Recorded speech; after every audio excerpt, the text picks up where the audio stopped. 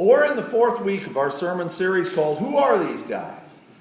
We're looking at the minor prophets. Today we take a look at the book of Obadiah. Now we said at the start of this series that the minor prophets are not minor because they're less important. These are not the Bush League prophets, the prophets who could not quite make the major leagues or something. They're just called the minor prophets because their books are shorter, that's all. And Obadiah is the shortest one of them all. In fact, you may have noticed in the bulletin, we don't have a chapter number by our Bible reading. Because Obadiah is not divided into chapters. It's so short, it's all one chapter. There are fewer than 600 words in the book of Obadiah. A book of Obadiah is so short, you heard all of it in our Bible reading today. That was the entire book of Obadiah that we read today. You heard all of it. Now that name Obadiah sounds kind of odd to us today, doesn't it? I don't suppose very many of us have met anybody named Obadiah. But it was not at all odd in that time, at that place. You read the Old Testament, you see lots of references to people named Obadiah, especially in 1st and 2nd Chronicles, 1st and 2nd Kings. None of those Obadiahs is this Obadiah, but apparently it was a fairly common name at that time. We think that this Obadiah lived in about the 6th century BC. We really don't know any more about him than that, though. The words of Obadiah are directed to the country of Edom. In fact, in verse 1 it said, as you heard, this is what the sovereign Lord says about Edom. Edom is not the same as Israel, not the same as Judah, but they were related. Edom was founded by Esau, who of course was the brother of Jacob, who founded Israel and Judah. And those nations were not exactly allies, but they were not enemies either. They did not necessarily like each other real well, but they accepted each other, they tolerated each other. At least that was how it was supposed to be. And for quite a while that's how it was, but ultimately Israel and Judah were taken over by other nations. Judah was taken over by Babylon. And when that happened, when Judah was taken over by Babylon, not only did Edom not come to Judah's defense, Edom actually helped Babylon and participated in the looting of Jerusalem. And so I tell you that just so you know what some of this stuff in Obadiah is talking about. When it says, because of the violence against your brother Jacob, you will be covered with shame, you will be destroyed forever. And when it says, foreigners entered his gate and cast lots for Jerusalem, you were like one of them. That's what this is talking about. Edom was not supposed to turn against Judah. Because it did, God pronounced judgment against it. So what does all that mean for us? Does it mean anything at all for us, really? How does this short book that talks about God's judgment against a nation for things it did thousands of years ago, a nation that does not even exist anymore? I mean, I don't think any of us have ever heard of Edom any place in current geography. So how does all that have application for us today? Well, I was looking at this, and I was thinking about it. The thing that jumped out at me was a part of the 15th verse. It says, the day of the Lord is near. As you have done, it will be done to you. Your deeds will return upon your own head. Now, when we talk about the day of the Lord, of course, we're talking about God's judgment. And you know, that whole idea of God's judgment, it's one that can make us kind of uncomfortable. It makes me uncomfortable sometimes. We don't like to talk about that aspect of it so much. We like to talk about God's love. We like to talk about God's grace. We like to talk about God's mercy. And don't get me wrong, I like to talk about that stuff too, and of course those things are very important and very true. God is love, God is gracious, God is merciful. Not at all wrong when we talk about those things. But the thing is that if that's all that we say about God, we're really not giving a very complete picture, are we? Because it comes back again to what we've said a couple of times before in these messages, which is that we cannot play God for a fool. If we just talk about God's love and God's grace and God's mercy, and don't also include God's judgment, what we're really saying is that we can do pretty much whatever we want to do without any consequences, because God will always forgive us and God will always love us. The Bible makes fairly clear that that's not really how it works. But here's the part that really sticks out to me. This really hit me between the eyes. It says, as you have done, it will be done to you.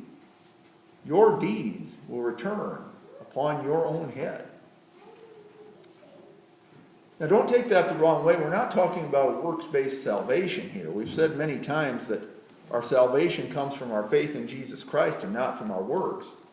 I still believe that. I think the Bible makes that clear too. But still, we need to deal with this other thought, which says that as you have done, it will be done to you.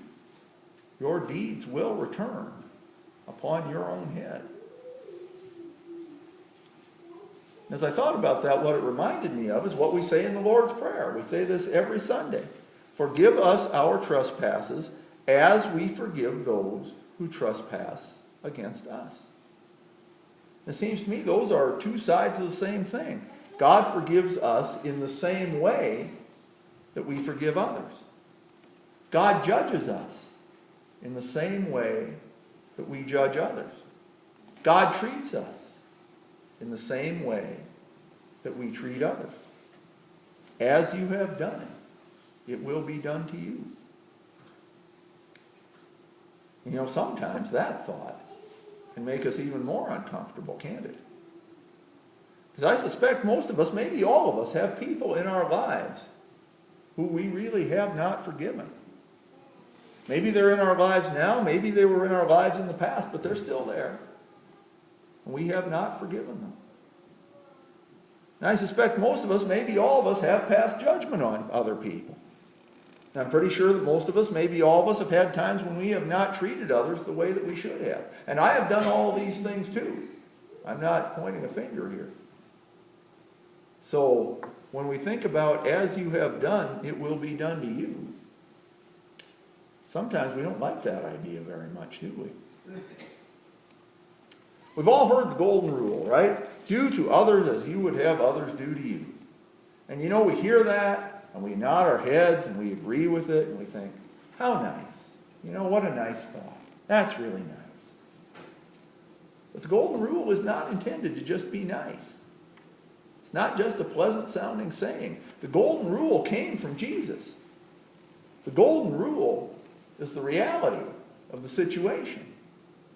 And God, speaking through Obadiah, told the people of Edom that they were about to meet the reality of that situation face to face. And someday, the reality of that situation is going to meet us, each one of us, face to face too.